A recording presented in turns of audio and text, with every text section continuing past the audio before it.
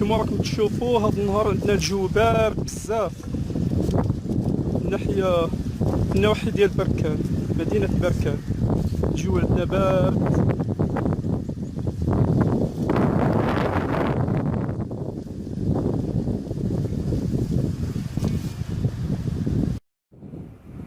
السلام عليكم ورحمة الله تعالى وبركاته، متابعين قناة الله البركاني، متابعين قناة احباب عبدالله البركاني، مرحبا بكم دائما عندي في القناة. اللي مازال عاد يشترك في القناة يدخل يشترك فيها ويفعل الجرس باش دائما يوصله الجديد. اليوم اخواتي خرجت ندير بكم واحد الجولة خفيفة ظريفة ان شاء الله. ندير بكم هاد الجولة ان شاء الله في الطبيعة،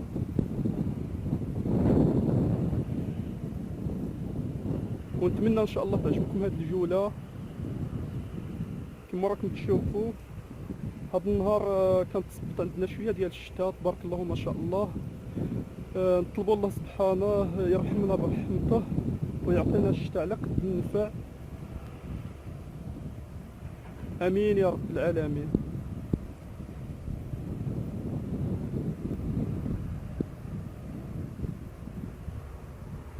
اخوتي الطبيعة، مناظر الخلابة. اليوم الجو مغيم عندنا، وحاليا عندنا قريب المغرب، المغرب عندنا المغرب.